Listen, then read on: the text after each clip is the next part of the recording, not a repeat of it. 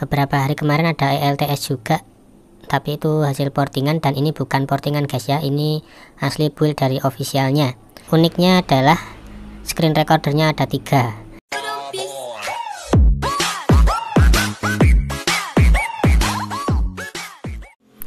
Oke, dengan kernel bawaannya ini pakai Perf Plus 4.4192. Ini kalau dites di Antutu benchmark dia dapat lumayan bagus sih ya, 157.000 sekian, dan di verifikasinya sudah tercentang semua ya. Terus rinciannya kayak gini, dengan suhunya nyampe di 39 derajat Celcius, jadi ini masih tergolong hangat ya, biasa, masih normal lah. Terus kemudian aku tes juga untuk CPU throttlingnya, hasilnya juga stabil banget kayak gitu ya. Ini masih pakai kernel bawaannya udah stabil, jadi nanti bakalan aku tes pakai Diageo versi 13 hasilnya kayak gimana.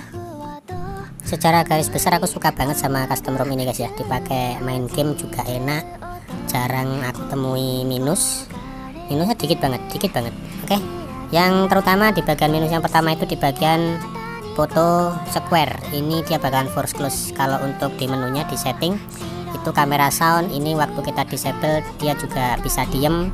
Terus di bagian 2 ini dia juga mau muncul aman. Save to SD card walaupun dicentang biasanya itu ada force close, itu juga aman. Terus saya nggak ada fingerprint shooter, tapi itu nggak masalah ya, yang penting kamera aman semua. Kemudian di bagian video untuk slow-mo ini juga normal, nggak ada kendala. Kemudian di menu settingnya untuk video quality-nya juga sudah super 60 fps. Udah ya, itu doang. Dan hasil videonya juga normal, nggak ada kendala. Ya kendala cuma di square ini aja.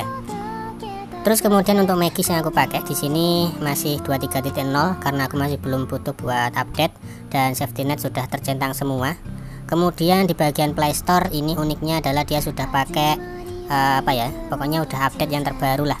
Di sini di bagian about, sertifikasinya di sini sudah aman ya, device is certified, artinya sudah tersertifikasi. Kalian bisa pakai misalkan nggak pengen di root ya, bisa install atau bisa flash custom ROM ini guys, aman. Kemudian kita langsung masuk ke bagian dalamannya. Yang pertama network dan internet, ini kayaknya seharusnya sih kalau untuk AOSP nggak usah dicek ya, pasti udah banyak pilihan lah. Terus di bawahnya menunya kayak gini. Kemudian bagian hotspot juga sudah support buat tethering VPN, buat kamu yang suka main keretongan internet, wah oke banget ini guys. Terus ada Nusantara Wings. Kalau untuk Nusantara Wings aku rasa kalian pasti sudah pada paham. Yang jelas ini nggak ada kendala macam-macam. Untuk tombolnya pun navigasi juga ada invert layoutnya, jadi tombol back sama reset juga bisa kita ubah-ubah posisinya. Terus ada pulsa juga, udah lengkap lah pokoknya kalau soal ini ya.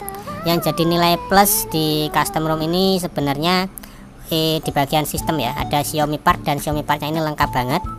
Ada Mi Sound Enhancer, terus ada FPS info yang tampilnya kayak gitu, cuman FPS infonya ngotak ya, ngotak kayak gitu. Terus ada display kalibrasi, enable fast charge, USB fast charge juga ada. Terus yang aku suka adalah di bagian paling bawah ada enable touch nya juga. Ini udah lengkap banget sih, fiturnya udah terbilang lengkap, dipakai main game enak, skalanya fine, kecuali kamera tadi ada sedikit banget ya yang minus.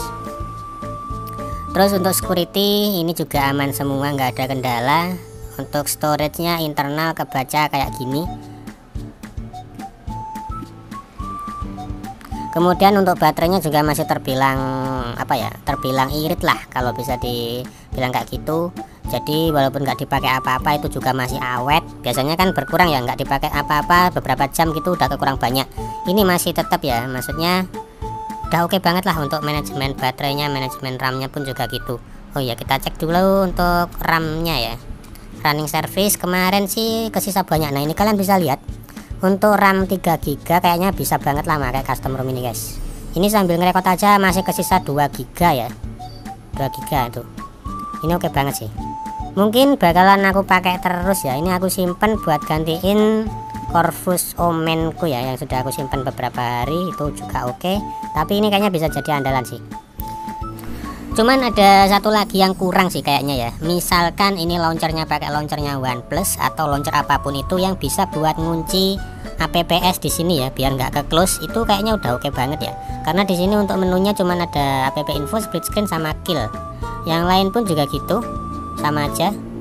Untuk launchernya ini masih pakai satu doang, punyanya launcher Nusantara ya. Dan aku rasa ya itu aja sih. Kalau untuk quick setting, untuk fitur-fiturnya juga sudah lumayan lengkap lah seperti biasa, dan sudah dikeluarin semua di sini, bisa kita akses di quick settingnya. Langsung aja kita coba hidupin hotspot sama wifi secara berbarengan, dan tentu saja wifi nya masih tetap aman tuh, yang tulisannya sakarepmu pojok kiri atas, dan hotspotnya juga masih nyala. Oke, dan terakhir kita cek di Antutu benchmark pakai kernel Deagle versi 13 andalanku. Ini kembali jadi andalanku karena untuk mistiknya enggak ini ya, dia nggak konsisten. Untuk mistik itu kadang enak, kadang enggak, kayak gitu. Kadang suka restart sendiri, jadi ROM-nya harus harus cocok-cocokan gitu loh. Dan dengan kernel Deagle versi 13 ini aku tes skor Antutunya, dia dapat gede ya, 169.000 sekian, dengan rinciannya kayak gini. Tapi untuk suhunya langsung naik ke 43 derajat ya.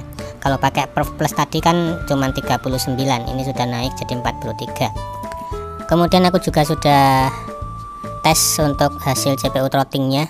Ini tadi pakai Perf kayak gini ya. Kalau pakai Perf itu stabil karena emang maksimal CPU clock-nya kan 1.8. Ini artinya belum overclock ya, masih biasa. Dan pakai Deagle ini hasilnya seperti ini. Dia masih tetap terbilang stabil, tapi ada penurunan walaupun turunnya nggak signifikan ya, pelan-pelan gitu. Tapi ini masih terbilang enak banget guys. Oke, bakalan aku simpen untuk untuk koleksi, misalkan nanti mau dipakai apa-apa gitu. Pokoknya ini udah gantiin Omen yang kemarin. Makasih sudah nonton, dan kita bakal ketemu lagi di next video. See you, bye bye.